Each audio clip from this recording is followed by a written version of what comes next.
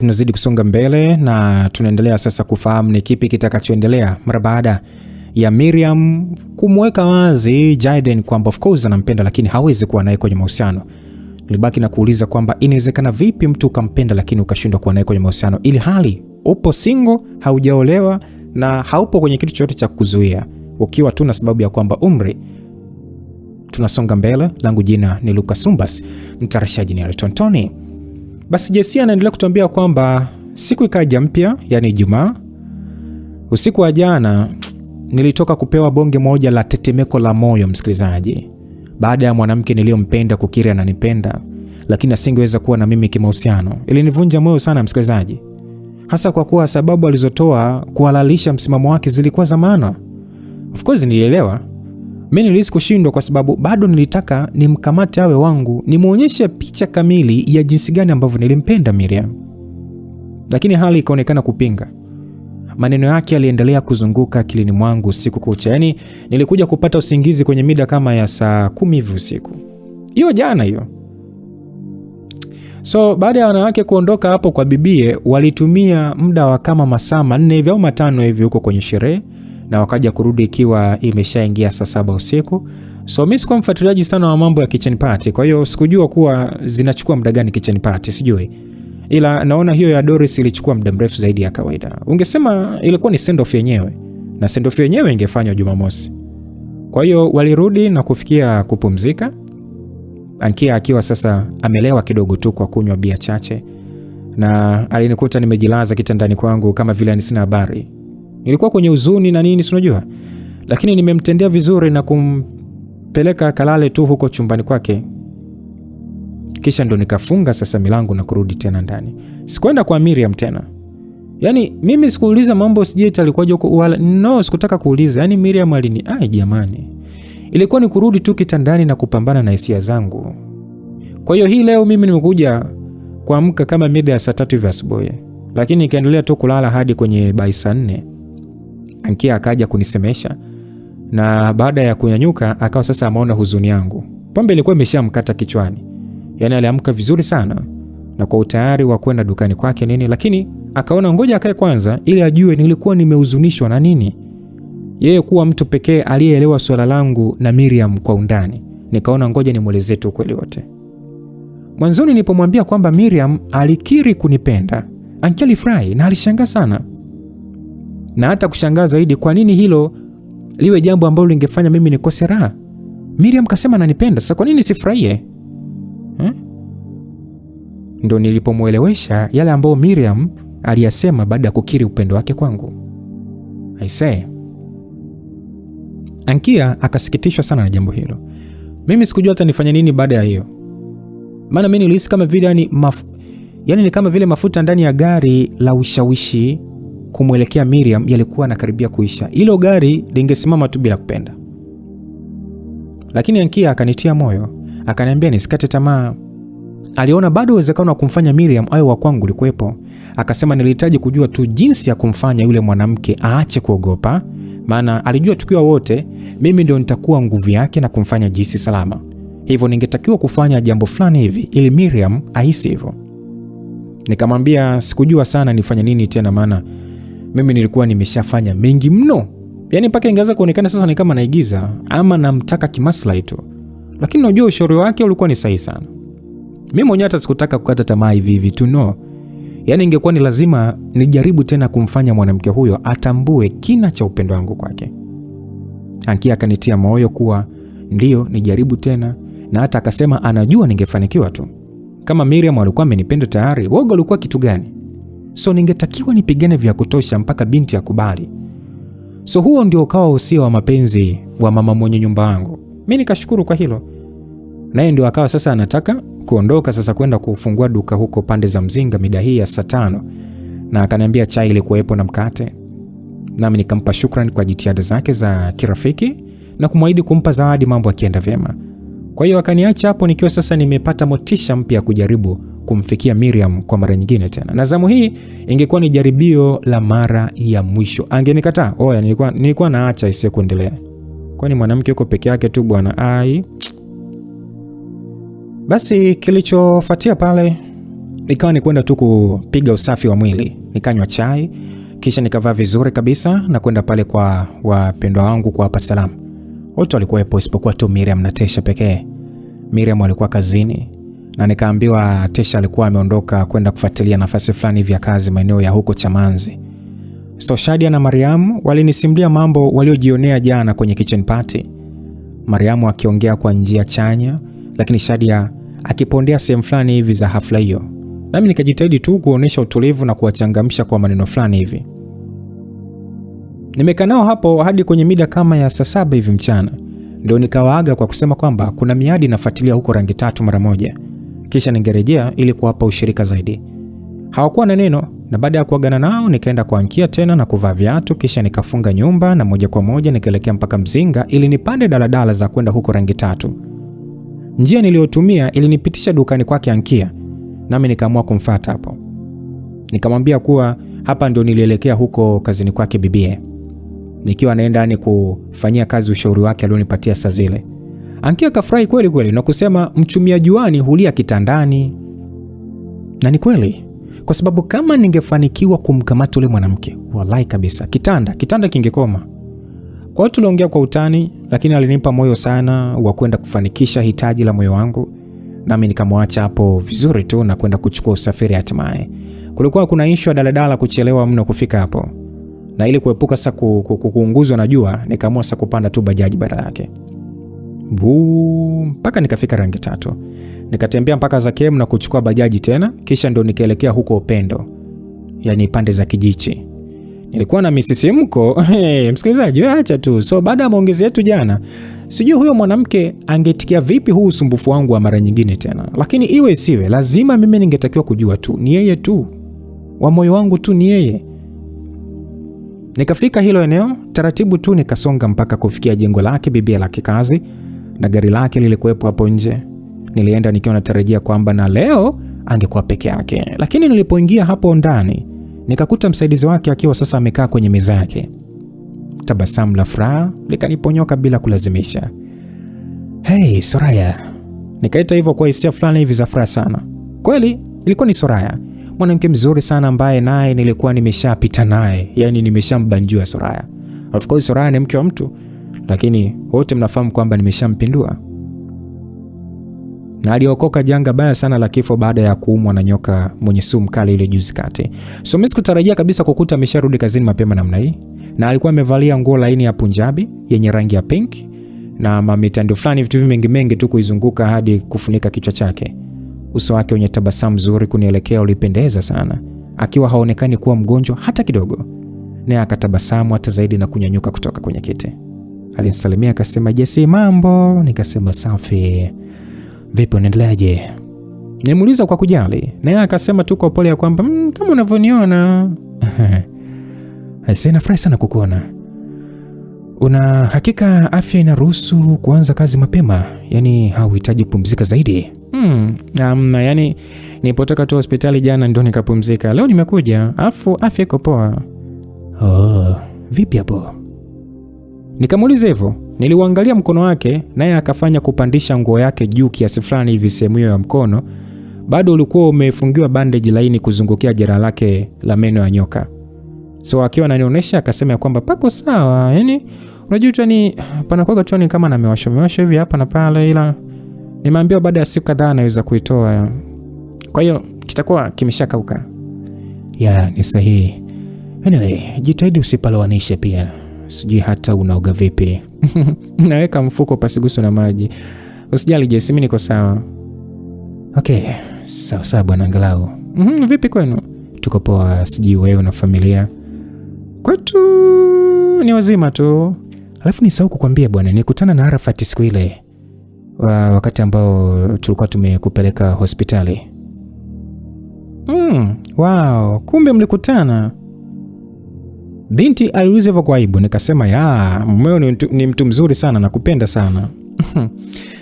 Mimi mwenyewe nimeshatambua hilo na ndio maana nimeamua tu kutulia sasa hivi. Kwa hiyo naomba tu nisamehe kwa kusumbua sana. Unajua ni Jesini kwa usijali Soraya. Usianze kuomba samani, mimi nakuelewa. Asante. Basi nilitikisa kichwa kama kumtia moyo. Nadhani ikawa imeshaeleweka kwamba jambo lile baina yetu ndio lingetakiwa kufikia ukomo. Yaani yeye kuchepuka na mimi kuendelea kumnyandua kama mke wa mtu. Kwa hiyo kwa upendo aliomuonyeshea Arafat, aliona kwamba ni kama anakosea sana kuisaliti ndoa yake. Abaki tu huko. So na mimi nikamuunga mkono. Maana hata yeye mwenyewe alionekana kutaka sana kutulia kwenye ndoa yake kikweli. Kutokana tu na jinsi ambavyo mume wake alivyomuonyeshia upendo. Sio mbaya. Lakini kwamba hakukutana tena kimwili, angalau tayari basi alikuwa ameshashiriki na mimi mara mbili. Anyway, kumbanjua mara mbili ilitosha sana. Atulie kwenye ndoa yake bwana huko. So Soraya kama niuliza kwamba vipi umekuja kumuona da Miriam? Sawa, yuko ndani, nenda tu. Nikatabasamu kiasi na kusema kwamba je, kama hataki kusumbuliwa? Utajuaje? Si bora umpatie taarifa kwamba ana mgeni. Amna bwana, mimi sidhani kama hata ana shida. Wewe ingia tu bwana ndani. Maana kwanza wewe sio hata mgeni. Si mnajuana. Ingia. Okay, asante, ngoja nimcheke. Poa, karibu. Asante. Basi nikampita Soraya kiroho safi tu na kufikia mlango wa ofisi ya BBA. Nami nikaamua sasa kufungua tu bila kugonga hodi wala nini. Nikaingia tu hapo mwanzoni na kumkuta Miriam akiwa ameketi kwenye kiti chake cha kibosi. Kama vile of course alipendeza sana. Na alikuwa ameegamea mkono wa kiti hicho huku sasa akiushikilia uso wake kwa kiganja chake. Macho yake mazuri yalielekea hapo mezani ambapo laptop yake ilikuwa imefunguliwa, akionekana kuangalia jambo fulani hivi kwa makini. Blouse rangi ya maziwa iliyokuwa pana kiasi pamoja na sketi ndefu yenye kubana ya samawati, na nadhani alikuwa amepaka kucha zake ndefu kiasi fulani hivi rangi nyekundu, ile jana ile. Sema sikuwa nimetambua na sasa ndo nikawa nimeona. Na nywele zake alikuwa amezibana kwa mtindo fulani hivi ule tu ambao alikuwa ameubana siku ya jana. Nadhani alijua mlango wa ofisi yake ulifunguliwa, lakini hakutazama huku kwa sababu labda ni ya kutokuwa na matarajio kwamba ingekuwa ni mgeni. Labda alifikiri ni Soraya. Kwa hiyo ile tu ameleta macho yake upande wangu, kiganja chake kikamtoka usoni na mwili wake kuacha gamio lake, akiniangalia machoni kwa utulivu, lakini kwa kutokutarajia, bila kumsemesha lolote, nikasogea ndani zaidi na kufunga mlango. Alafu nikaelekea mpaka usawa wa meza yake na kusimama huko sasa na muangalia kwa hisia fulani hivi ambazo zilikuwa ni hisia tulivu sana. Miriam akaonekana kuishiwa pozi kiasi, sio kwa njia mbaya, yani ile kwamba baada ya yeye kukiri jana kuwa alinipenda, alafu akakataa mahusiano pamoja nami, ndo nadhani ni kitu kilichomfanya aishiwe raha aliponiona. Akafunika laptop yake na kuendelea kuangalia chini tu, huku sasa akiunganisha viganja vyake hapo mezani. Miriam, habari za wewe, unataka nini Jaden? Alinikatisha kwa kuuliza hivyo na sauti yake tamu, akiwa sasa hataki kunitazama usoni. Nilitaka tuongee. Kuhusu nini? Kuhusu mimi na wewe. Nafikiri niliongea vya kutosha jana na naomba tu uongee jambo tofauti Jaden. Ikiwa alipo naweza ukaondoka. Miriam, mimi naona ni wewe tu ndiye uliyeongea jana. Mimi sikuongea. Nadhani unakumbuka vizuri, jana wewe ndiye uliyeongea. So naomba basi hata nafasi na mimi niongee leo. Tena sasa hivi. Jaden, najua utakachokisema Jaden, lakini point yangu itabakia tu kwa pale pale. Hautabiliki yani. Stabiliki kivipi? Hivyo tu mimi nahisi hivyo.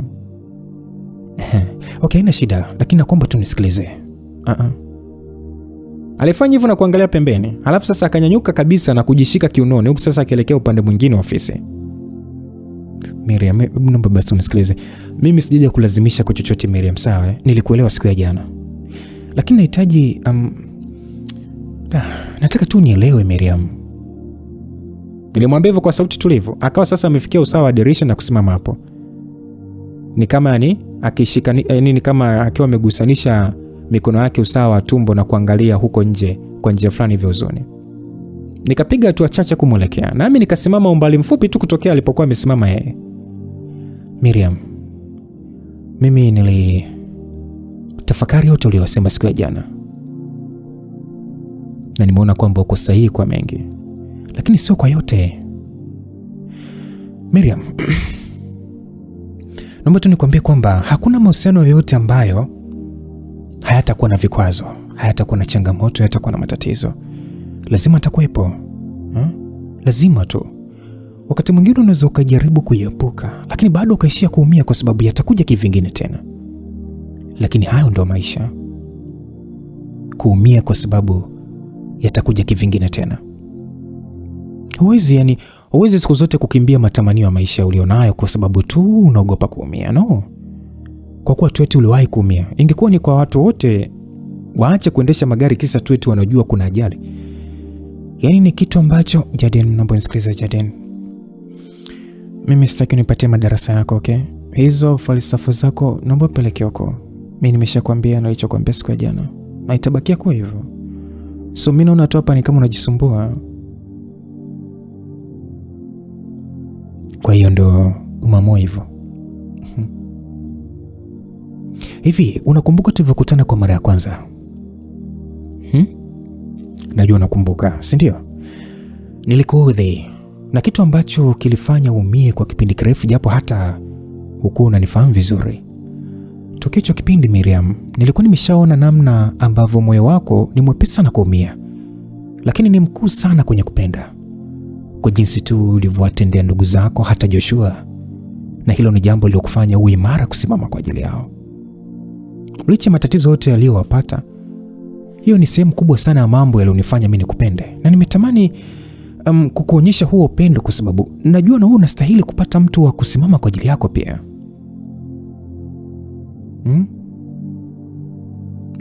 Umenifanya mimi nimekuwa imara zaidi Miriam, kwa njia ambazo hata uwezi hata kuelewa. Nimesimama huku huu muda wote ilikuwa ni kwa ajili yako. Na nataka kuendelea kuwepo kwa ajili yako. So usiache fikra za maumivu na vikwazo zikuzuia kuona jinsi ambavyo upendo wangu kwako ulivyo mkuu kama moyo wako Miriam. Jinsi ambavyo huu upendo utafunika hayo matatizo yote unayohofia na kukupatia furaha hata nyakati zikiwa ngumu. Please Miriam. Nilisema hivyo kwa sauti yenye hisia sana msikilizaji. So akaibana midomo yake, huku sasa macho akipepeseka huku na kule, nikiona wazi kwamba alikuwa anazizuia hisia zake. Unajua tumepitia panda shuka nyingi sana ndani ya hii miezi miwili tokea tulipokutana Miriam. Japokuwa ni muda mfupi tu, ila nimeona mengi kuhusu wewe ambayo akafanya nikupende. Una moyo mzuri sana Miriam. Sijata nikwambeaje. Unawajibika, ni mwanamke imara. Mimi siwezi kuelezea namna gani umenifanya nitamani kuwa mtu bora tena kwa sababu tu ya kukuangalia. Na sasa ninajua nitakuwa bora hata zaidi nikipata nafasi ya kuwa pamoja nawe. Sio kukuangalia tu. Ndio maana nimeomba Miriam, nimeiomba nafasi ya kuwa pamoja na wewe. Miriam, ngoja nikwambie kitu. Mimi nimechange sana toka nilipokuja huko. Toka nilipokujua, toka nilipotambua hisia zangu kwako, mpaka umenifanya nimejua kukubembeleza. Ni kitu ambacho mimi sikuwahi nacho kabisa. Naongea tu bila kufikiri kwa sababu kila kitu ninachokuambia kinatoka moyoni. Na ninakuwa najisikia vizuri sana kwa sababu mimi nakuambia wewe. Nimepita sehemu fulani hivi maishani mwangu, sehemu ambazo zimevunja vipande ndani ya moyo wangu. Nimejaribu kujifanya kama vile niko sawa kwa muda mrefu, lakini baada ya kukujua nikatambua nilikuwa nakosea. Sikuhitaji kuficha. Hisia zangu sio kitu ambacho kingenisaidia. Hivyo vipande ndani yangu vimehitaji kuunganika ili niwe whole. Na mimi nimetambua kwamba ni wewe ndiye unayeweza kuviunganisha. Ni wewe pekee Miriam. Lakini sio kwamba mimi nitakuwa binafsi, no. Mimi nakwambia haya ili ujue tu kwa sababu ndio ukweli wangu. Usifikiri kwamba moyo wako ni mzito mno mimi kuweza kubeba. Kwa sababu ni huu ndio umeniita ili nije kukumbatia. So haina haja ya kuogopa. Siji mambo ya vikwazo vipo tu. Hata kama utaondoka Miriam, nitaondoka na wewe popote pale. Ukisema udondoke, nitadondoka na wewe popote pale. Ila mimi sijataka kuingia pendoni mwako ili kuja tu kukuangusha Miriam. No, bali kukuonyesha kwamba hauhitaji kuendelea kusimama mwenyewe. Kwa sababu Miriam, unajua tukisimama pamoja hakutakuwa na uwezekano wa kuanguka. Mimi nilichokuwa nahitaji ilikuwa ni hiyo nafasi ya kusimama karibu yako, karibu na hisia zako. Nafasi tu Miriam. Nakuomba. I love you. Nakupenda. Nilimwambia hivyo kwa hisia sana msikilizaji. Miriam akaibana zaidi mikono yake, huku uso wake sasa ukikunjamana kwa hisia na chozi likali limemtoka. Nikamshika sehemu ya kiwiko taratibu, alafu sasa nikasogea karibu zaidi na mwili wake kutokea nyuma. Miriam, mimi nakupenda. Yaani naomba tu nipatie nafasi ya kuonyesha hilo Miriam. Tafadhali sana. Niruhusu niweze kukumbatia moyo wako. Usihisi kwamba kila kitu kitaharibika. No. Yaani nikiwa nawe sitaruhusu hilo, please. Nakupenda. I love you. Nakuomba. Nakupenda sana. Nikiwa namsemesha kwa kubembeleza, I say, mimi sikufikiria kwamba ningekuja kufikia huku. Yaani JC, mimi kubembeleza mwanamke. Unajua nilikuwa nimempenda mno yani, mpaka kubembeleza. Miriam akavuta pumzi ndefu na kuishusha taratibu. Alafu akajifuta chozi lake upesi na kukishika kiganja changu mkononi mwake. Nikiwa na matarajio mengi hapo. Mwanamke huyo akakitoa kiganja changu kwake na kuondoka karibu yangu, naye akaenda zake usawa wa meza na kusimama hapo kusasa kiinamisha uso wake. Nafikiri hilo likawa jibu tosha. Bado aliona uwezekano wa kunipa nafasi kimahusiano ulikuwa ni mgumu mno. Na baada ya kubembeleza huko kote, nikawa nimeshindwa kumshawishi kwa mara ya mwisho kabisa. Ase, unajua nijisikia vibaya. Nilifumba macho kwa kutulia kwa sekunde chache kuiacha hali hiyo tikise moyo wangu jinsi ilivyotaka. Nami ndio nikamgeukia na kumtazama kwa hisia sana. Kunipenda alinipenda, lakini alikuwa anaogopa kuingia kwenye bahari ya mapenzi pamoja nami ili tuogelee. Yaani hapa sikuwa hata na namna tena. Ningetakiwa tu nimwachie. Kama ni kumpenda mwanamke mwingine nimpende. So nikajipa tu tulivu wa kihisia. Kisha nikasogea hadi usawa sehemu aliyosimama. Nikamwambia kwamba Miriam,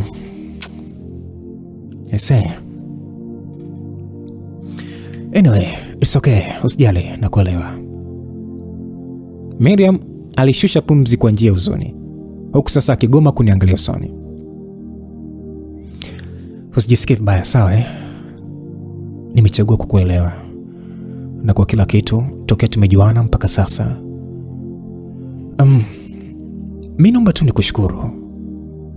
Umekuwa sehemu nzuri sana na bora zaidi kwenye maisha yangu. So Mr. Sawilo, kwa hiyo asante. Nakushukuru. Nilimwambia hivyo kwa hisia, akafumba macho na machozi kuanza kumtoka. Alijikaza asitoe sauti yoyote. Yaani kulikuwa kuna hisia nzito sana hapa. Yaani nilihisi kama vile niko kwenye drama yani.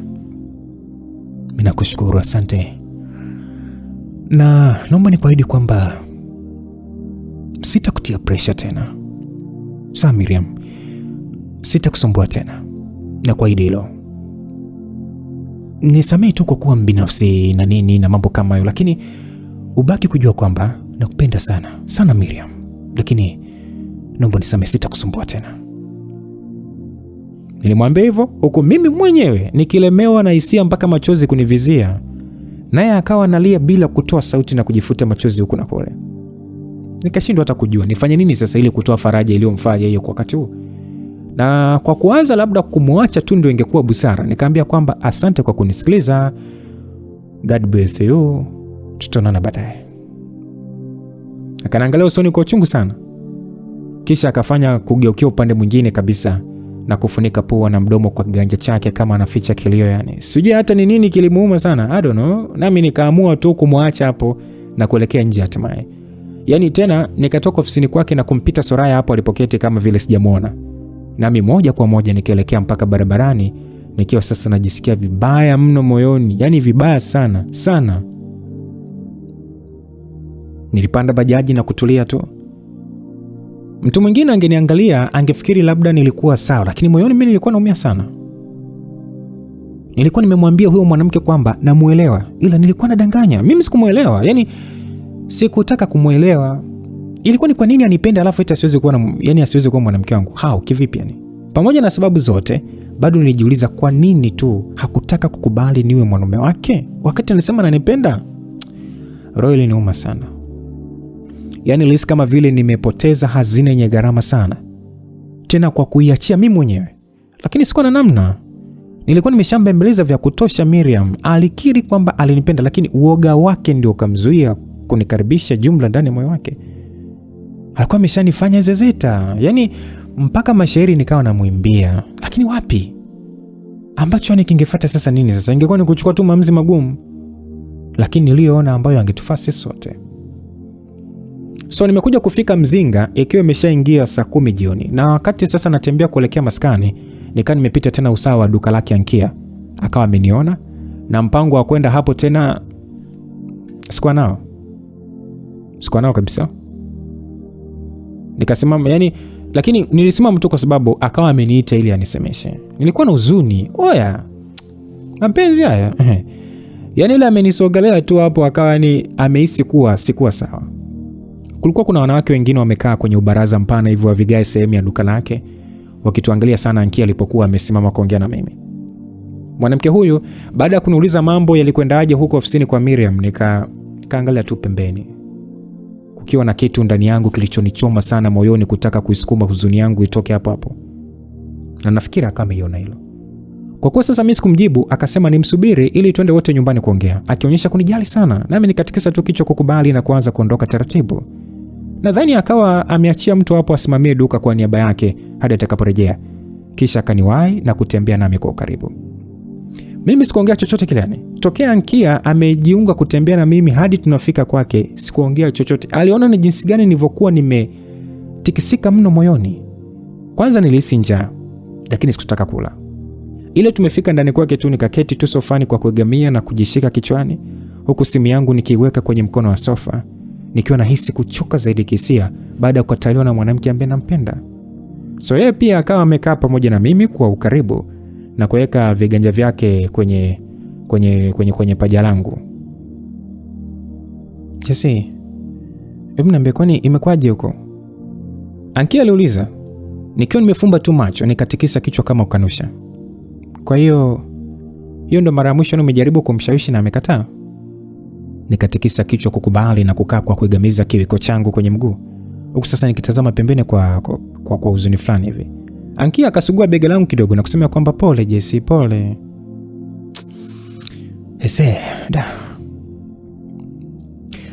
Niliona hili likija Ankia, sio kwamba nilikuwa naota au nilitamani, ila nilijua tu lingekuja. Pamoja na matumaini yote niliyojipa. Jesse, unajua yani sielewi shida anayoona Miriam kwa kweli, ila yani anyway, kwa hiyo imetosha bwana. Msimamo wake uko pale pale, so mimi siwezi kuendelea kumlazimisha. Kama ameona haina haja ya kuwa na mimi basi bwana. Unajua kuna wakati Ankia, sisi wanaume kuna muda tunatongoza, tunakupenda kweli, lakini muda unazidi kuwa mrefu. Yani mimi nimekata tamaa. I'm tired, nimekata tamaa. Jamani. Hujatasielewi. Yani tatizo na mimi sijui hata nimekuaje. Yani na treat ile swala yani utadhani ndio itakuwa mwisho wa dunia au tuseme labda nimepewa na ulemavu sasa. Jesse, usiongee hivyo. Unajua kuumia ama kukataliwa na mwanamke au mtu yote ni kawaida. Kumbuka wewe ni mwanadamu pia hiyo ipo. Nani ambaye akataliwi? So mambo hajaenda kama ulivyotamani sawa, lakini haimaanishi haijalishi Ankia. Miriam hataki kuwa na mimi, hataki. Anaruhusu uoga ufunike upendo wake. Inabidi tu mimi nimwache kwenye hilo. Na tena mimi ni mpumbavu, yani inabidi tu nimwache bwana. Yani kweli baada ya yote ndio fanya. Tumechezea wanawake wengine kama vile hisia zao hazina thamani. Na Miriam analijua hilo. Kweli nilitegemea akubali kuwa pamoja na mtu kama mimi? Hivi unajua sio sababu. Inawezekana imechangia. Na imekuja kunipiga vibaya sana usoni kwa sababu ndio ni kama inanifanya nitambue zaidi na zaidi kwamba simfai. Analijua hilo. Ni kama namtia aibu. Jesse, nitamfedhesha. Ankia, mimi ni mdogo kwake. Na nimeshatembea na wanawake wengi. Labda naogopa kivuli cha mapito yangu bado kipo na mimi. Na akisema nikubalie. Ankia, bado mimi simfai Miriam. Hata nifanye nini simfai. Bwana usiongea maneno Jesse jamani. Je, kama angekuwa amekubali ungesema hivyo? Unajua thamani yako anaijua, ndio maana amekupenda. Kutokubali hiyo ni juu yake yeye. Haimaanishi kwamba eti anakuona labda wewe kuwa tatizo. Jesse acha bwana kujilaumu. Mimi hata sielewi yani, sielewi. Najua Ankia, najua. Nimeshindwa tu, sijui hata niwaze nini. Yani naumia sana. Sijui kwa nini nimekuwa hivi, sijui. Msikilizaji, Huwezi kuamini. Nilikuwa naongea huko machozi yakizidi kujaa machoni mwangu. Nilikuwa nalia msikilizaji, nilikuwa nalia. Mpaka machozi yanamwagika kabisa na Ankia alianza kunifuta kwa huruma. Nikavitoa viganja vyake usoni kwangu na kuanza kuyakausha mimi mwenyewe. Nisitaki swala la kuonewa huruma bwana, ingesaidia nini sasa? Yaani kwamba Ankia kunaonea huruma kwamba ndio ingefanya Miriam anikubali. Ankia, nimekuwa mdhaifu mno. Jesse, nisikilize Ankia. Amna mambo ya kuoneana huruma hapa sawa? Miriam amenifanya nimekuwa dhaifu sana Ankia. Mimi sijui ilikuwaje tu, yani mpaka nikampenda mwanamke sielewi. Lakini nahitaji tu kumwachia, serious. Acha nipite hivi kabisa ni. Na nisiwe naumia. Sitaki tena. Ni bora tu nirudi kuwa jinsi ambavyo nilikuwa mwanzo. Sitaki tena bana. Kwa hiyo sasa unakata tamaa mapema kiasi. Sasa unataka nini Ankia? Yaani ni muda gani umepita? Yaani kwamba muda wote ameshindwa kuona kwamba mimi nampenda. Yaani kipi ambacho kimebakia mimi nikifanye? Nifanye nini Ankia? Jesse, unajua Jesse unapendeka zaidi ukiwa na furaha, ukionyesha unampenda mtu. Tokea kwa mama mpaka Miriam. Umeonyesha utu wako mzuri sana, unaokupendezesha zaidi. Yaani haufai kuwa tu kama nilivyokuwa mwanzo. Kabisa Jesse, mimi nakwambia. Mimi naona tu Miriam ni kama amekubadili tu kwa uzuri. So ni bora no. Yaani mimi hata sikuelewa Ankia unazungumza nini, kwa faida ipi? Ili nirudi kuzunika tena? Okay. Haya ndio mambo ambayo nilikuwa nakwambia najaribu sana kuepuka. Najua yaani naelewa kwamba anavyoumiza, naelewa. Ankia haya yametimia. Yaani naumia sana. Sasa Jesse, hebu ngoja nikuulize kitu. Sasa wewe utakupatia faida gani ukianza kuwa jinsi ulivyokuwa mwanzo? Kwamba eti ndio utajisikia vizuri? Kwamba utakuwa unamkomoa nani sasa? Jesse, sio sahihi. Wewe unalijua hilo sio sahihi. Ilikuwa gani ngumu mno kwangu mimi kumwacha mume wangu wa kwanza aende. Nilimpenda sana. Huzuni ulinitafuna mno mpaka nikawa siishi kwa utimamu mzuri. Usifikiri kwamba mimi sikuelewi Jesse, na kuelewa vizuri sana. Lakini natakiwa kufikia hatua tu ya wewe kumove on Jesse. Sio unakataliwa na mtu mmoja unaanza kweli. Tokea move on. Kufanya yote haitakuwa na faida Jesse. Shukuru tu kwamba Miriam amekuwekea kitu kizuri moyoni, kimekung'arisha zaidi. Kwa hiyo kutokea hapa ni wewe tu mwenyewe kusogea mbele zaidi ili tu uendelee kuwa mtu bora, sio yule ambaye ulitoka kuwa. Sijui unanielewa Jesse.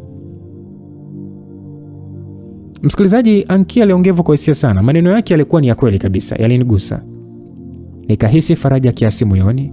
Maana kweli kama sio Ankia kunitia moyo namna hii, basi huenda ningechukua maamuzi ambayo angeniumiza tu mwisho wa siku. Hizi ndio pindi ambazo mtu unaweza kufanya lolote lile kwa sababu tu ya kuongozwa na hisia. Yaani mtu akikutia moyo namna hii ndio akili yako inarudi mahali sahihi na kufikiria mambo kwa utimamu unaofaa. Basi nikamvuta Ankia na kumkumbatia kwa ororo. Yeye pia akirudisha kumbato langu, kisha nikamwachia na kusema kwamba asante Ankia. Umenisaidia sana ujue tu. Ankia akasema kwamba najua mimi na busara kuliko na udhani. Eti ulikuwa unataka kuwa playboy tena, hebu acha ujinga Jesse. Basi nikalazimisha tabasamu na kutazama pembeni tu. Haya, usifikirie tena kuwa playboy, umesikia? Tuko pamoja. Mambo yapo Jesse. Unajua huwezi kushinda kila mechi unayocheza. Ni kweli. Tatizo langu ni mechi za kawaida ndo huwa nashinda. Ila ikifika ya kombe lenyewe. Unamaanisha umeshapitia kitu kama hiki? Ndio maana wani ulikuaga namna ile, si ndio? Haina haja ya kurudi huko tena bwana. Labda tu Miriam hakuwa fungu lako, lakini usijali utapata tu mwingine. Unajua Ankia, sidhani kama nitakuja kupenda tena mtu mwingine kama hivi. Nampenda sana udada. Hajui tu.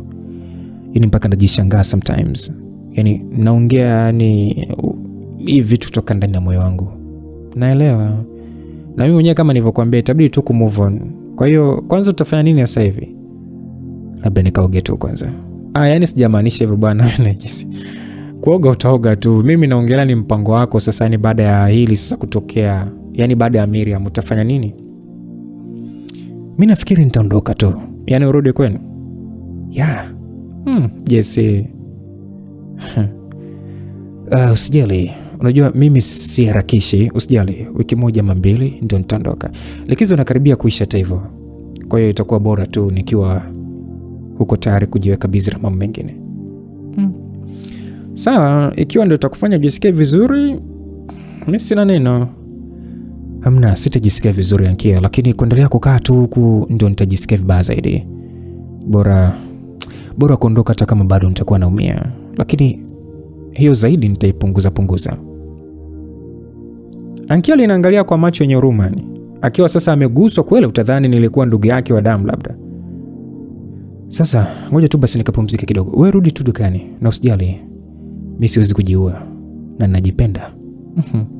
Yaani kweli utakuwa sawa. Darling, hebu nenda bwana. Usijali, niko poa. Mimi siwezi kunywa sumu bwana. Nitatulia tu ndani mpaka ukirudi, usijali. Basi akatikisa kichwa kuonyesha uelewa, nasi kwa pamoja tukasimama. Ankia akafanya kunikumbatia kidogo tena ili kunipatia faraja, nami nikamshukuru tu na kuanza kuelekea chumbani. Msikilizaji, sikatai kwamba alikuwa amenisaidia sana kwa kunitia moyo na nini, sikatai. Lakini bado moyoni nilijihisi vibaya sana. Huzuni ile ya kumwachia Miriam ndio ilikuwepo. Na isingekuwa rahisi kunitoka mapema sana namna hii. Kwa hiyo mimi nikafikiria labda nijilaze kidogo tu kitandani mpaka usingizi unibebe. Mengine ningejua nayo tuko baadaye. So wakati ndio nimefunga tu mlango na kutaka kukifuata kitanda, ukao umegongwa tena kwa mara 2. Na Ankia akasikika akitaja jina langu. Nikamfungulia tu na kukuta sasa ameishika simu yangu na kunipatia, akisema kwamba niliacha kwenye sofa. Nilimshukuru, na baada ya kumshukuru sasa nilimvuta shavu lake kidogo. Na ndo akaniaga kwa mara nyingine tena baada ya kunambia angewahi kurudi ili tupeane kampani. So nikafunga mlango tena na kuiweka simu chaji. Nami nikaanza kuvua sana viatu. Na ile nataka kuvua t-shirt langu, mlango ukagongwa tena. Nilitabasamu kiasi maana nahisi Ankia aliona imekuwa ngumu kuniacha kwa sekunde 2 na tayari akamerudi. Kwa nami nikaenda kumfungulia nisikia alichotaka kuniambia. Sasa ile nimefungua mlango, yani matarajio yangu ya kumwona Ankia yaliyeyuka. Nilipata pigo moja zito hilo. Yani lile pigo la moyo kudunda. Na hapo ni baada ya kumwona bibie Miriam. Nilishangaa. Nikabaki nikimtazama usoni kwa makini sana. Nikiwa najiuliza alifika kivipi hapa ghafla namna hii. Alisimama mbele yangu huku akiniangalia machoni, tena ni kwa zile hisia ambazo zinaonesha mvurugano yani. Nami nikahisi kwamba kulikuwa kuna tatizo. Aliunganisha viganja vyake usawa tumbo na vidole vyake vilikuwa vina finyana hivi kwa njia iliyoonyesha kwamba alikuwa na wasiwasi. Niliingiwa na hisia ya tahadhari maana pesi nikawa nimetambua kuwa alikuwa ndani ya shida fulani. Nami nikauachia mlango na kumshika mabegani, nikaambia Miriam, vipi, kuna tatizo gani? Nimuulize hivyo kwa sauti yenye kujali sana. Naye akainamisha uso wake na kufumba macho. Nikamuuliza tena kwamba niambie kuna nini? Basi akaniangalia usoni kwa hisia, naye akasema nisamehe Jaden. Nilibaki nikimtazama machoni kwa makini. Aliongea kwa sauti yake tamu sana, lakini ilijawa na huzuni kuu. Miriam akasema sikutaka kuumiza, ila ni woga wangu tu ndio ulikuwa unanipofusha kweli, kwa naomba nisamehe. Aliongea hivyo kwa hisia sana. So mapigo yangu ya moyo yalikuwa yakienda kwa kasi. Nikimtazama kwa hisia makini sana kwa sababu ya kwanza kutarajia mengi mno. Nami nikayaachia mabega yake na kusema kwamba unamaanisha kwamba. Machozi yakaanza kujaa machoni mwake. Naye akasema kwamba sitaki kuwa mwoga tena. Naomba ukumbatie moyo wangu ili nisiogope tena Jaden. Msikilizaji, nibaki nikimtazama huyo mwanamke machoni, utafikiri sikusikia alitoka kusema nini. Yaani niliyeyuka. Miriam alikuwa ametoka kusema hivyo ese. Nilihisi kupagawa. Akalegeza shingo yake taratibu kama kawaida yake, naye akasema nakuomba. Basi mimi nikachata tabasamu la hisia sana, nikimwangalia kama vile siamini. Miriam akatabasamu pia kwa hisia, huku machozi yakianza kumtoka. Basi naye akanikumbatia hapo hapo na kuning'ang'ania kwa njia iliyoonyesha upendo wenye nguvu sana. Nilihisi kama naota, lakini najua hata mbingu zilielewa hii ilikuwa ni kitu halisi. Kwa nikarudisha kumbato la mwanamke huyu taratibu kabisa. Nikihisi furaha yenye ukuu usio na kifani moyoni mwangu. Ni furaha ambayo mimi sikuweza kujua upana na urefu wake kwa kweli. Yaani sikujali ilikuwaje mpaka huyu mwanamke akaja hapa akiwa amebadili mawazo yake. Nilijali tu kwamba mawazo yake yalikuwa yamebadilika. Kwa hiyo nikaangalia hapo sebleni na kukuta kwamba Ankia bado alikuwepo, akituangalia mimi na Miriam kwa furaha sana. Naye akanionyeshia kidole gumba kama kunipa hongera kwa kufanikiwa kumnasa mwanamke huyo. Ni tabasamu tu kwa hisia sana na kudondosha chozi la furaha, nami nikambana mwanamke wangu vizuri zaidi. Mwilini nilihisi amani tele. Lilikuwa ni pambano, kumbe mechi hii sikuwa nimeipoteza. Kumbe hii hapa sasa nikawa nimekwezwa. Mungu wangu. Yaani hata siamini jamani.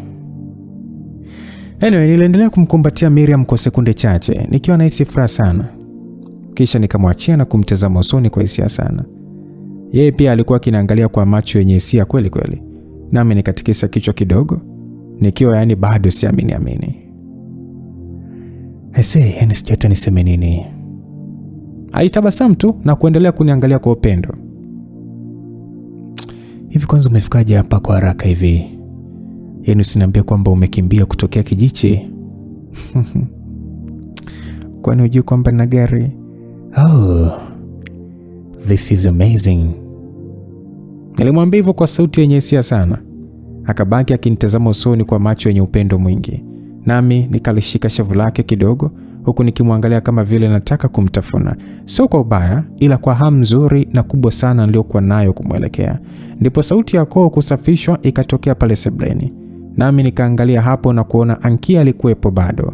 Miriam akageukia huko pia. Nikasema kwa kujishauri kwamba Ankia, kumbe bado upo. Basi Ankia akasema kwamba ulifikiri mimi jini nimepotea au? Ankia akaniuliza hivyo. Miriam akatabasamu kiasi. Nikamwambia kwamba oya, kwanza unatakiwa umeshapotea. Unafanya nini hapa bwana? Hebu go away. Nilimwambia hivyo Ankia kiutani. Ankia akasema kwamba yaani ndio umeshaanza kuringa au sio? Ankia akaniambia hivyo kwa njia ya nyodo. Nikamwambia kwamba sio kuringa. Yaani wewe ulikuwa unaenda dukani? Nenda. Basi Ankia akaniangalia kwa njia yenye nyodo na kuikunja midomo yake, na Miriam akacheka kidogo tu na kujishika shingoni. Nikamfanyia Ankia ishara ya kumfukuza kwa ganja na kumwambia kwamba wewe sepa bana. Ankia akacheka kwa mguno tu, naye akamwambia Miriam kwamba baadaye mpenzi. Miriam akatikisa kichwa kukubali heri hiyo. Naye Ankia akawa sasa ameondoka hatimaye. Miriam akanigeukia na kunitazama usoni tena. Nami nikamwangalia na kujichekesha kidogo kwa haya eti. Nikawa nahisi hali ya utete kidogo. Nikiangalia pembeni huku sasa napiga ganja changu kimoja mguuni, kisha namwangalia tena na kukuta amenikazia jicho tu. Alafu sote tukajikuta sasa tunacheka kidogo kwa kupatwa na hisia nzuri sana. Karibu, njoo kae.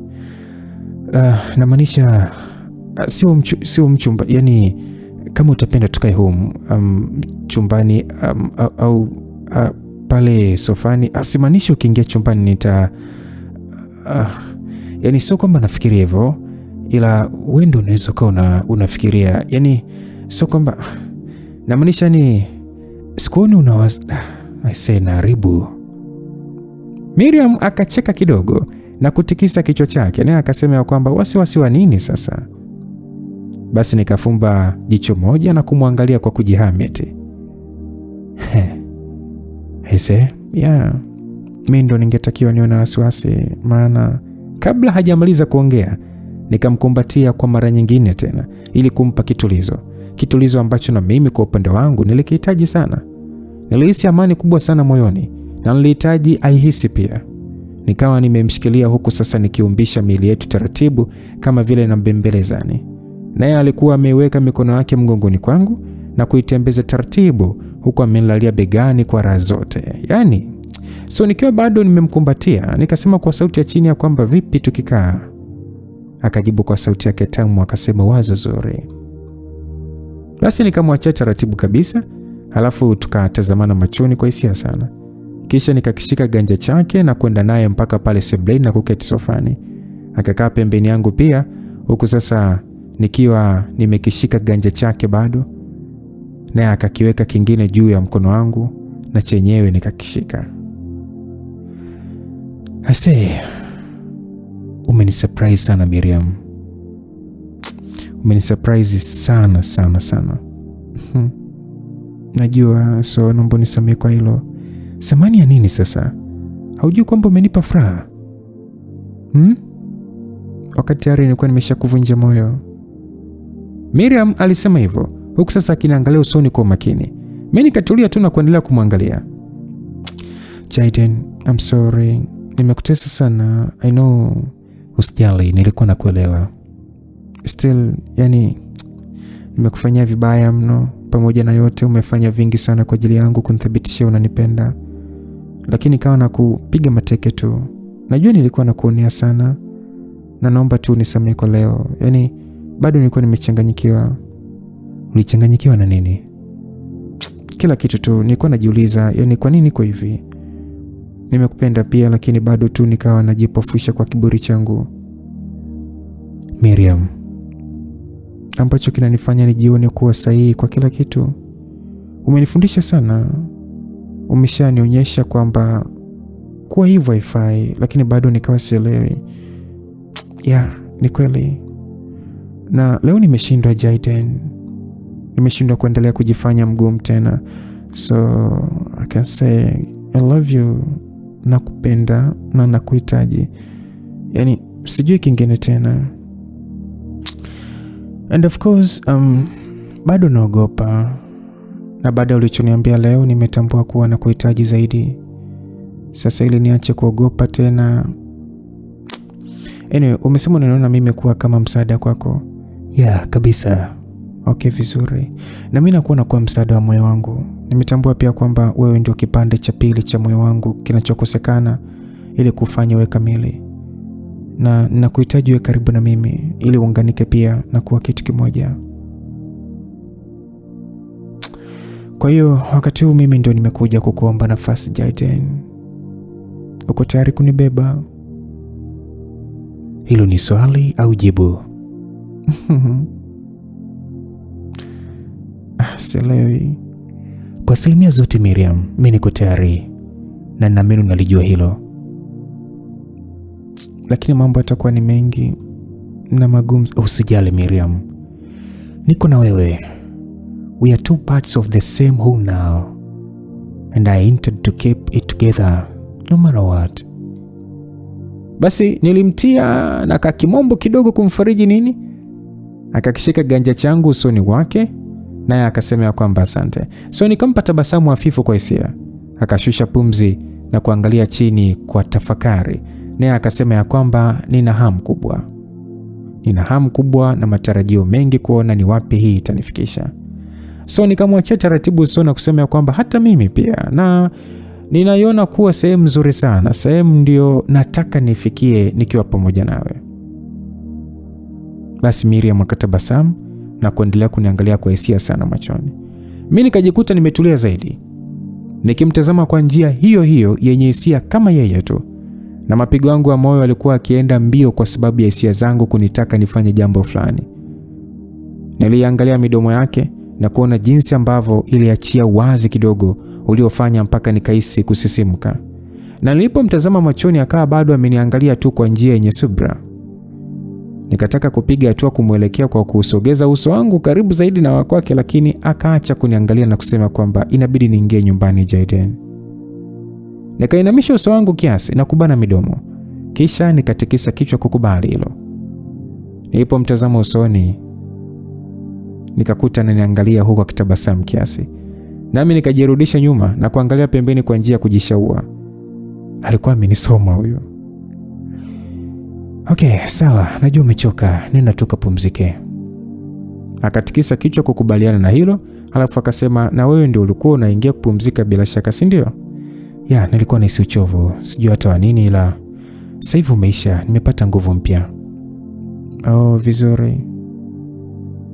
Msikilizaji, kulikuwa kuna kale kahali kenye kusisimua fulani hivi. Yaani aisee, mpaka Rasjata nikwambiaje, nilimtazama kwa upendo mwingi sana, naye akawa ananiangalia tu kama vile anasubiri nimwage vizuri. Ndio akaniambia kwamba narudi hapo Masai kwanza. Masai, kwa nini? Yaani hauendi nyumbani? Si umesema? Niliacha gari pale ndio nikaja hapa. Oh, sawa. Ngoja, kwa nini uliacha gari Masai? Nilipokuwa nakuja sikutaka kuja mpaka huko na gari. Hapo nyumbani wangeona, maana nilikuwa nataka kwanza. Miriam akaishia hapo. Nikatabasamu kiasi na kusema kwamba ulikuwa unataka kwanza uje kwangu, si ndio? Basi naye akatabasamu pia na kutikisa kichwa kuashiria kukubali. Nikamwambia kwamba okay, nimeelewa. Umetumia akili sana, maana waambia ni wengi. Hapa penyewe nikitoka wakaniona inaweza kuzua tata. No, haina shida. Sidhani kama ina shida. Hata hivyo wewe sio mgeni hapa. Hao wakina Fatuma watajua umekuja tu kumsalimia Ankia labda. Labda. Naitamani ifike siku ambayo tutatembea pamoja. Proud. Kila mtu ajue kwamba wewe ni wangu. Oh. I hope for that day to come too. Ila kwa sasa tuweke mambo yetu chini kwanza. Najua. Chochote kile unachotaka tufanye nitafuata. Nilimwambia hivyo, akatikisa kichwa kuonyesha uelewa. Nikiwa sasa namwangalia kwa hisia, nikamwambia kwamba asante Miriam, asante kwa kunipa nafasi. Nitajitahidi kuwa mume mzuri kwako.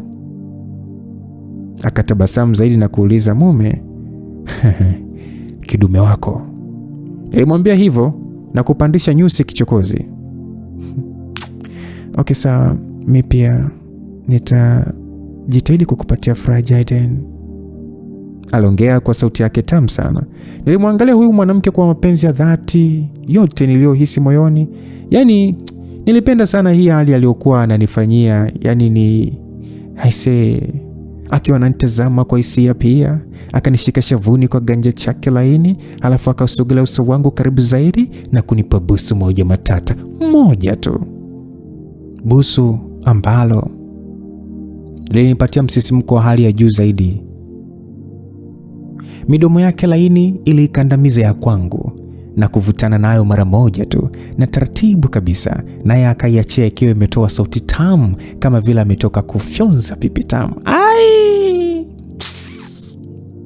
Kisha akajirudisha nyuma tena na kuniangalia kwa hisia. Mama. Sasa hapo mimi, huo msisimko ulikuwa umeniamshia bonge moja la balaa. Damu ilianza kunyanyua mdude fulani hivi kwa nguvu isiyopimika. Yaani nilihisi mwili wote unaitikia kitendo chake kidogo tu kwa hamu nzito sana.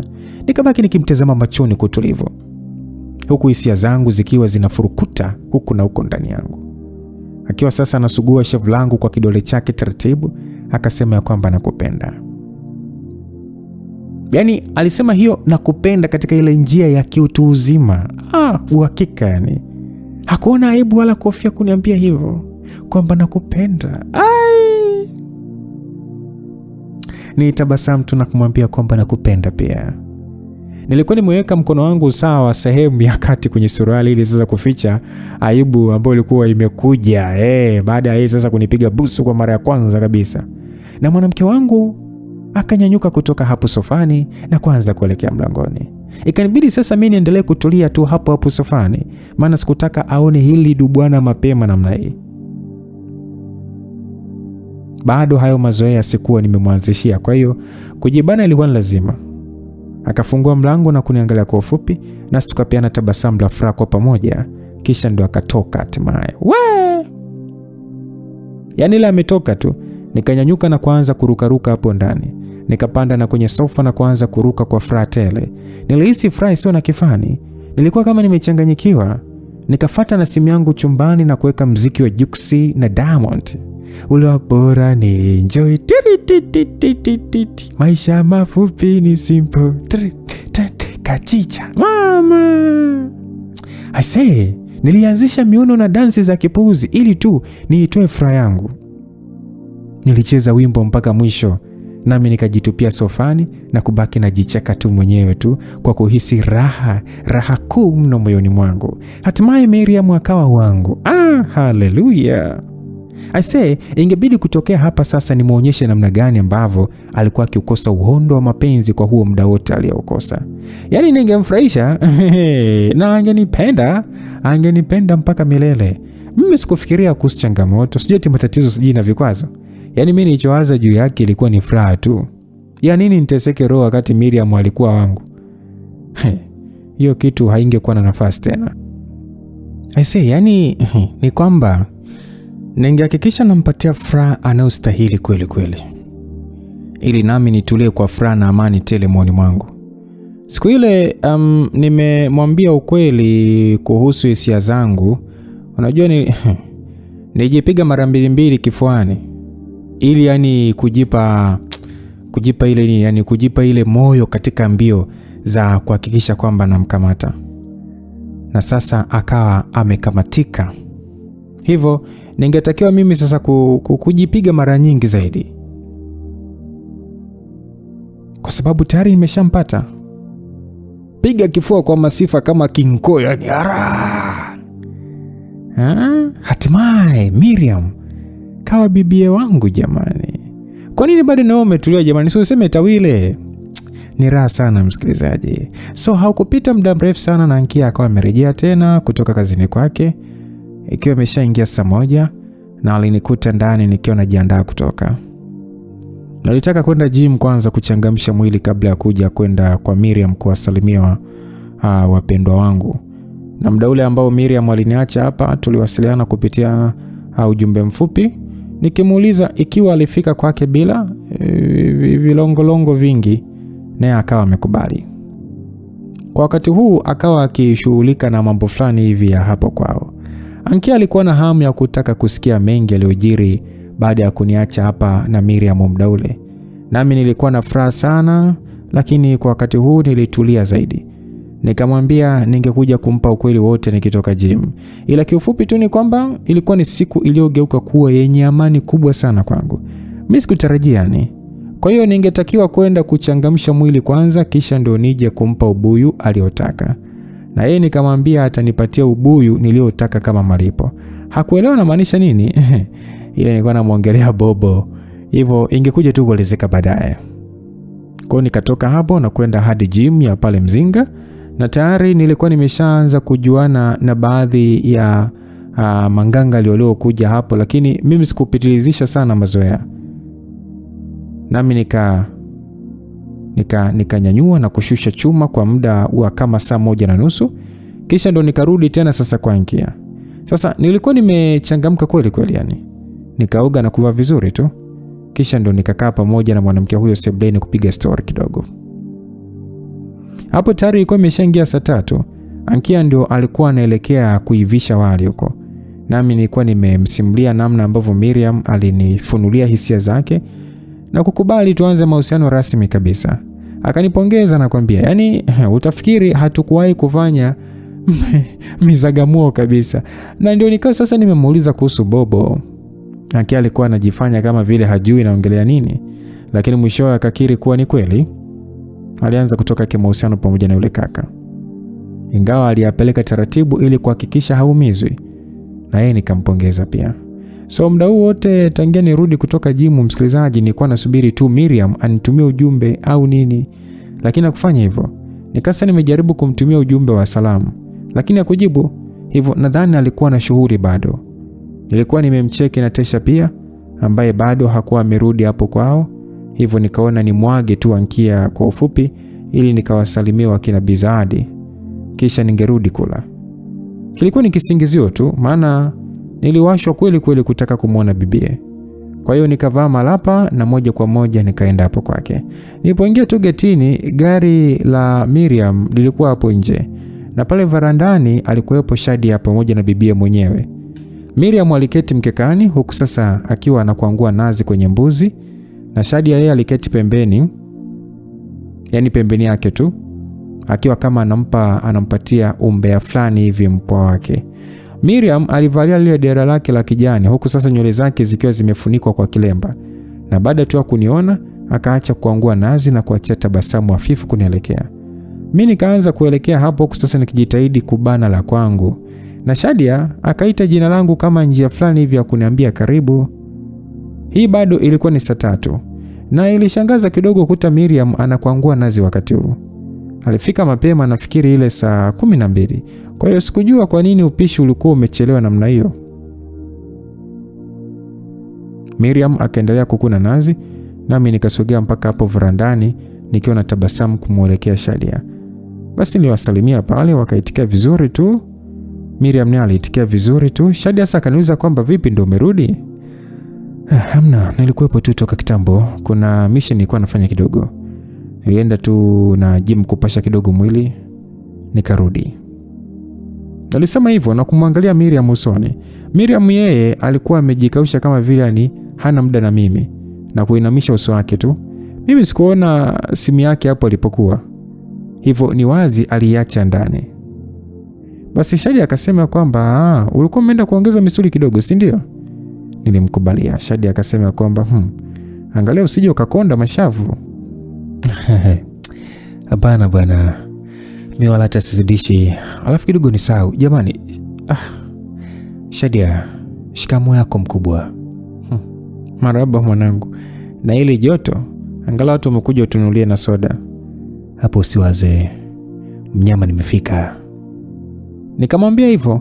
Miriam akanyonyoa uso na kunitazama usoni kwa mkazo. Shadia akasema kwamba eti mnyama. Tutoe basi jero basi tununue hata afya hapo kwa Fatuma. Jero? Yaani badala uombe 10,000 wewe unaomba jero. Sasa jero na wewe wapi na wapi? Nilimwambia hivyo. Shadia akasema kwamba bwana usinifurahishe bwana, mbona itakuwa poa sana. Shadia akasema hivyo huku sasa akimtazama Miriam. Miriam akaniangalia kwa macho yenye kuhukumu, yani kimasiara fulani hivi. Shadia akasimama kabisa na kuninyoshia kiganja huku sasa akisema kwamba nitoe jembe langu la faida. Nachukua hapo sasa hivi tu. Wewe mwenyewe ndio unaenda ama? Nafuata mwenyewe, nipe basi. Alisema hivyo. Basi mimi nikaingiza mkono mfukoni na kujifanya natafuta hela kwa bidii kweli kweli. Huku sasa nikiona jinsi Miriam alivyokuwa akinitazama kwa macho makini. Nami nikatoa sarafu 2 za 500 na kumpatia Shadia. Shadia akauliza kwamba sasa ndo nini JC? Inabidi tu upokee. 10,000 imegoma kutoka. Nilimtania namna hiyo, akacheka kidogo na kusema kwamba kumbe na wewe ni mzushi tu. Anyway, haya hongera. Sio sana, maisha magumu. Magumu wapi muone? Kama sio uchoyo tu. Wakati juzi umempatia shangazi malaki kabisa. Shadia alisema hivyo, huku sasa akianza kuvaa ndala. Nikaambia kwamba basi nisamee bwana. Ila na kwako inakuja. Haya sio mbaya. Mimi ngoja nifuate afya tupoze ko.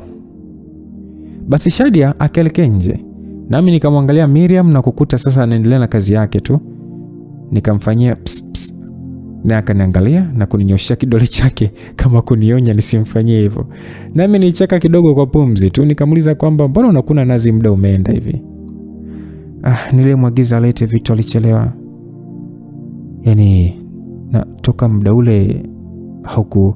Kabla sijamaliza kuongea, mlango wa kuingilia ndani hapo ukafunguka na binti Mariam akawa ametoka. Nilitabasamu kiasi na moja kwa moja binti akawa sasa amenifuata na kunisalimia.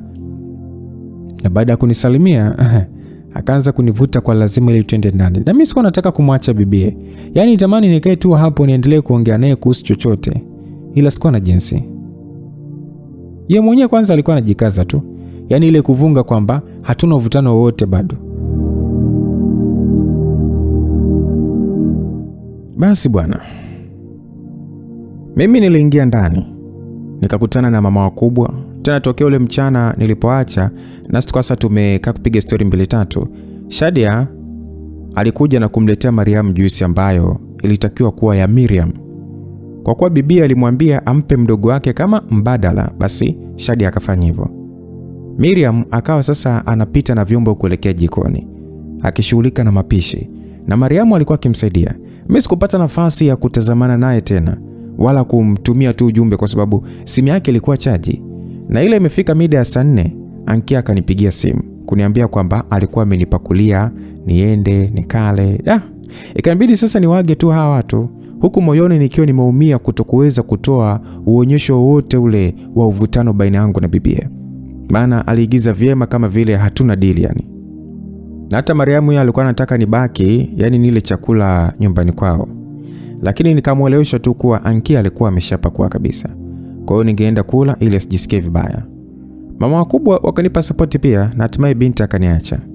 Nilipotoka tu nikamtumia Miriam ujumbe mfupi nikimwambia kuwa asiache kunicheki akitulia. Nami sasa ndo nikawa nimeelekea kwa Ankia.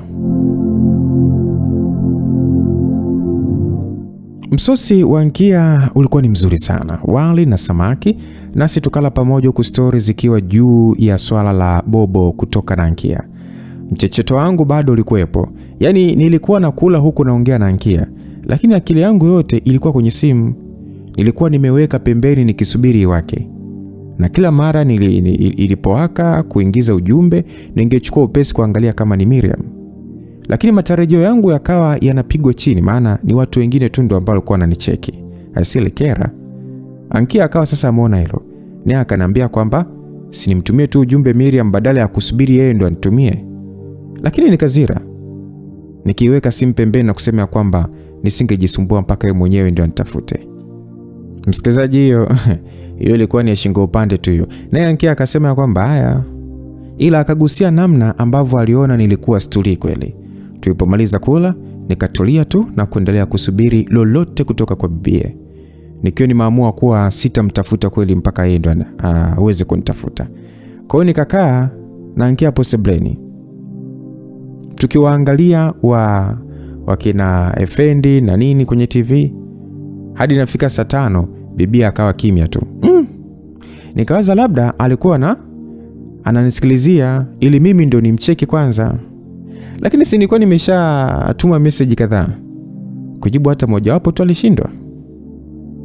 Nikafikiria kuwa inawezekana Miriam angekuwa na shughuli fulani tu iliyomweka bize, hivyo nikaona ngoja nikiondoe hiki kimwasho cha kutaka tuwasiliane muda wote.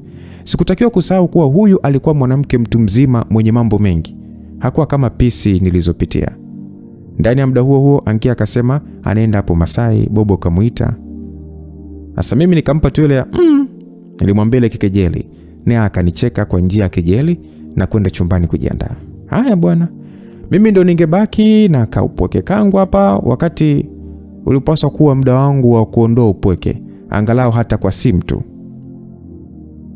Mwenye nyumba wangu akatoka akiwa amevaa t-shirt la mikono mifupi jeupe pamoja na kaptura skini tu kilichofikia mwanzo wa mapaja yake, yani juu kidogo tu ya magoti.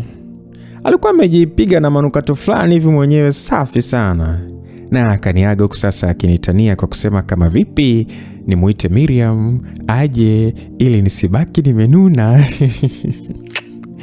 Puzi sana huyu, yani kejeli zote yani anyway nilizipokea. Sawa bwana, hamna shida.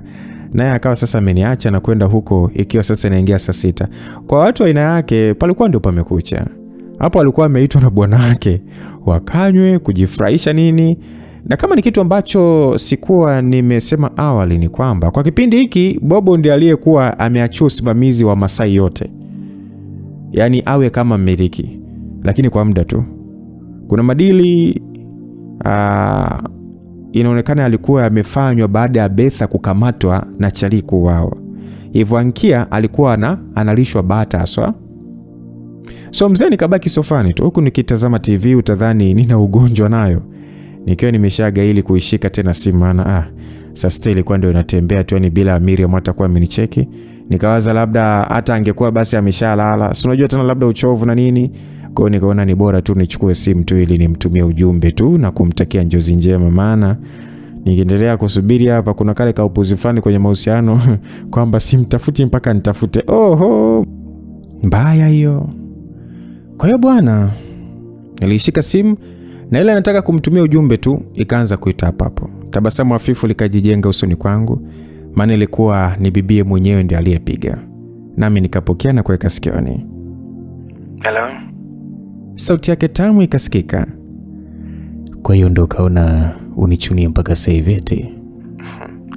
I'm sorry. Yani nilikuwa nimetingwa na kazi, yani usijali, naelewa. Nisamehe tu. Kuna jambo na fix hapa. Kila mara linakuwa tu, yani nikashindwa hata kushika simu. Issue gani unadili nayo? Ni issue tu ya mam. Hamna hata. Yani nimeuliza kuandika. Nilikuwa naandika barua fulani hapa. Okay sawa, nadhani labda ungekuwa umeshalala. Hapana. Bado tu niko macho. Yani hapa ndio nimeziona message zako za muda ule sasa hivi. Pole, Aise, nimekuonea mnweti. Wala tusijali, mimi niko poa. Mbona nahisi kama umenuna? Mimi? Nini nini sasa? Si nimekufanya umenisubiri mno. Wala hata. Akusubiri nani? Ndio kwanza hapa nasinzia. Haya, usiku mwema basi. Ese, wewe unaenda wapi? Mtulia hapa. Okay, niambie. Ulikuwa umeshapanda kitandani? Ndio, nimetoka kujimwagia, ndo nataka kupanda. Nataka kukuona. Pia nitonge kwa video call? Hamna, nataka nikuone kabisa. Kivipi yani, hapo nje? Jaden, sasa hivi ni usiku. Sio sana. Umeshaniona leo mara nyingi tu. Tutaonana basi kesho ama tuongee kidogo kwa video call. Nataka kuonana na wewe live kidogo tu, nimeshakumisi. Lakini wengine wameshalala. Please, kidogo tu. Natoka hapo nje na kuona tu kutandheni unarudi ndani chap. Okay, sawa, natoka upesi. Mimi nimeshafika. Nilimwambia hivyo. Hapo hapo nikaruka kutoka sofani na kukimbilia mlangoni moja kwa moja mpaka nje na kusogea hadi kwenye ukuta wa uzio. Sasa je, Anki alidhani ningeboeka? Hapana. Alidhani ningeboeka. Siboeki. Unakuwa kama yule mwimbaji maarufu wa Kenya. Kama unitaki niambie. I say, so mimi sikuwa nimekata simu. Nami nilipokuwa sasa nimesimama, Matobo kutani aliniruhusu kuona mlango wa kuingilia ndani kwao bibie. Na hapo nikauona sasa ukifunguka na Miriam mwenyewe akasimama sehemu hiyo. Akatabasamu, mimi pia nikampa tabasamu. Naye akaiweka simu sikioni na kuongea kwa sauti ya chini sana, akisema amefurahi kuniona tena. Lakini mimi nikamwambia nilitaka aje mpaka hapa, hata nimguse tu. Naye akawa anaona sasa kama namsumbua vile. Niliendelea kumbembeleza aje kwa ile sauti ya Alikiba. Aje peke yake. Kwa hiyo naye sasa akayeyusha chuma bwana. Akarudi ndani zaidi na kurejea na funguo. Kisha akalifungua geti la mlangoni kwa uangalifu na kutoka, akiwa hajasahau kuvaa ndala zake miguuni. Sasa mimi nikakata simu hatimaye na kuendelea kumwangalia hadi alipokaribia sehemu niliyosimama, na alikuwa amevalia ile nguo yake ya kulalia, huku nywele zake akizivalisha kikofia laini kichwani. Akasogea hadi hapo kutani, nyuso zetu zikitenganishwa na hilo uzio, na kwa sauti ya chini akasema kwa mbele Jaden, mbona ni msumbufu sana? Kama vile haunijui, umeshasahau nilivyokuwa na kusumbua mpaka ukakubali mziki wangu. Na bado anyway, umeridhika sasa? Nenda ukalale. Vipi, Tesha amerudi? Amna, amelala huko kwa rafiki yake. Okay, njoo. Wapi? Akauliza hivyo kimshangao. Nikamuita kwa ganja huku sasa nikirudi nyuma zaidi usawa wa huo uzio na kusimama, ambao kwa upande wake ungekuwa ni ule usawa wa bomba lao la maji hapo nje. Bado palikuwa na ugiza, maana taa haikuwa imebadilishwa. Asa Miriam akatembea kwa uangalifu ili asitoe sauti kubwa ardhini, na alipokaribia hiyo sehemu akauliza kwa sauti ya chini kwamba unataka kufanya nini wewe? Nikampitishia simu yangu hapo hapo kwenye tobo moja ukutani, nikimwambia kwa ishara kuwa aichukue. Yeye akaipokea sasa akiniangalia kwa kutokuelewa. Hapo hapo nikaanza kupanda huo ukuta mpaka juu. Nikajitahidi kuwa mwangalifu sana ili sasa nisikanyage vyupa na nondo zenye kuchongoka zilizokuwa kwa hapo juu. Miriam alishangaa, akafunika mdomo wake kwa viganja huku sasa akiniangalia kama vile haamini. Nami nikafanikiwa kuvuka upande wetu na kushuka mpaka sehemu aliyokuwa amesimama yeye. Ukuta wa uzio haukuwa mrefu sana. So baada ya kufika chini na kumgeukia, nikaona namna ambavyo alikuwa ananiangalia kimaswali sana. Nami nikajitabasamisha tu hapo kimchezo tu na kumtikisia nyusi kiuchokozi. Jaden, hivi una matatizo gani? Nikachukua simu yangu na kuiweka mfukoni, alafu nikakishika kiuno chake na kumvuta karibu zaidi na mwili wangu kwa makusudi tu. Alishtuka kwa kusema kwamba wewe, niliposema nataka kukuona nilimaanisha hivi. Jaden, hizo akili. Unaonyesha wazi kabisa kwamba ni hapa ni rahisi kuingia. Wizi gani? Miriam, mwizi pekee aliyopo hapa ni mimi. Na tayari nimeshawiba moyo wako. Wewe ni kicha. Umeona Yaani sina akili ikija juu yako. Ila wewe mnaponiacha bwana, nenda. Sasa hivi saa 7 inakaribia. Alafu natakiwa niamke mapema. Mbona bado mapema? Jadi stani. Natakiwa nilale usingizi wa kutosha hata masaa machache. Kesho na safari. Kauli yake kanifanya nimwachie kiuno taratibu. Naye akatulia hapo hapo tu akiniangalia kwa hisia. Aliona ni kama kauli yake imevuta umakini wangu. Safari ya wapi tena? Nitaenda Morogoro. Morogoro? Unaenda kufanyaje? Naenda tu kuchekia masuala ya shamba la mamu. Watunzaji kule wana malalamiko fulani hivi, so naenda kuweka mambo sawa. Ndicho ulichokuwa unafanyia kazi. Okay, lakini kesho ni send off ya Doris. Kwa hiyo utaikosa ama? No, nachukua train ya mwendo kasi. Kwa hiyo unaenda tu fast na kugeuka. Nataka niondoke mapema kabisa. Nataka nifike huko kwenye saa 2, nishughulike na hayo mambo alafu niwahi kurudi. Yaani kama ni kuchelewa basi ni saa 12 jioni niwe huko tayari. Okay, na siku hizi Dar na Morogoro ishakuwa kama Mbagala na Kariakoo.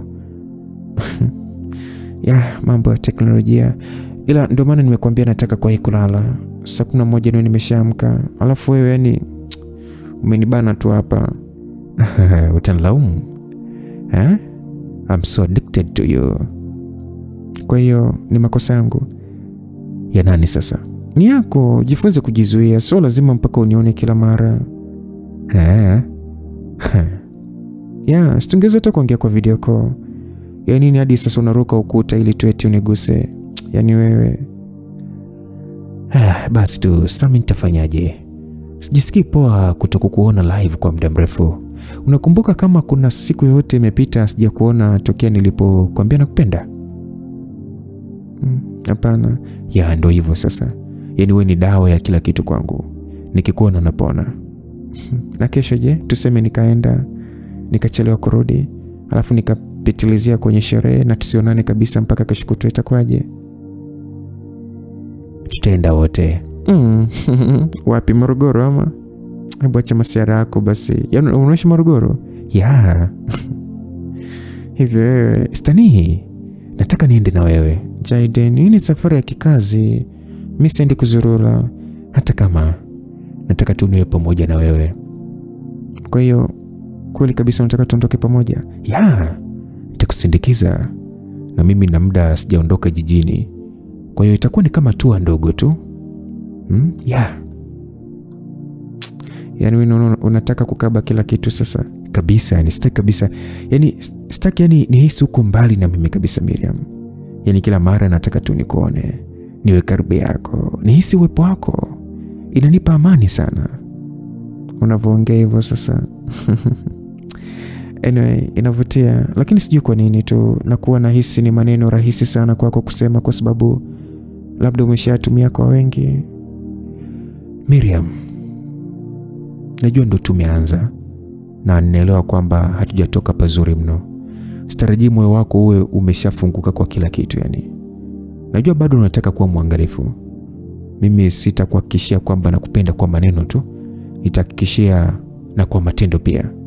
Ndio itakuwa sehemu ya kukufanya uache kuogopa. Okay, ni sawa. Niseme tu lakini maana sometimes sijali nakuelewa.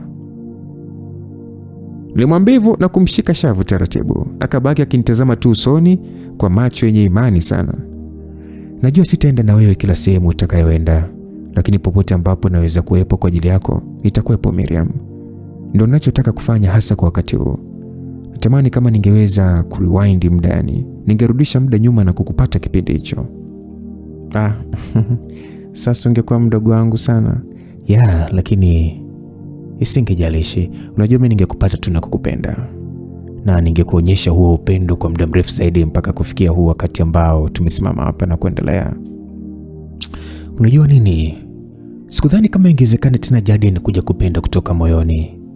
Yaani sikufikiria kwamba ningekuja kupenda tena namna hii. Na sikujua kama ningekuja kupenda kila kitu kuhusu mtu hadi nipokutana na wewe Miriam. Ninakupenda zaidi ya ninavyokupenda sana. Jaden, huwa unayatoa wapi hayo maneno? Nasomaga tu kwenye mitandao. ndo nakuja kuyamwaga hapa. Kwa hiyo kumbe nafikishiwa tu mawazo ya mtu mwingine hapa, si ndio? Nimekamatika. Puzi wewe. Aliniambia kwa kitabasamu. Sote tukacheka kidogo kwa pumzi. Akatikisa kichwa kuonyesha uthamini, naye akasema kwamba asante sana kwa kunipenda, nami ninakupenda sana. Yaani tulivyo ni kama Romeo na Juliet. Yeah. So kesho nitakusindikiza Morogoro, si ndio? Sawa, tutaenda pamoja. Nafikiri hapo stendi zina kuepo gari zinazoenda station. Sasa sijajua sana, ila tutapanga tu pakutano, usijali. Afu tutaenda pamoja, tutajua tu, wala hata usijali. Nilimwambia hivyo, akatikisa kichwa kukubaliana na hilo. Akavishika viganja vyake vyote kwa chini na kusema kwamba okay, basi ngoja nikuache basi ukalale. Mimi huwa na usingizi mzito, kwa hiyo nitaweka alamu saa 11 sharp. Yeah. Okay.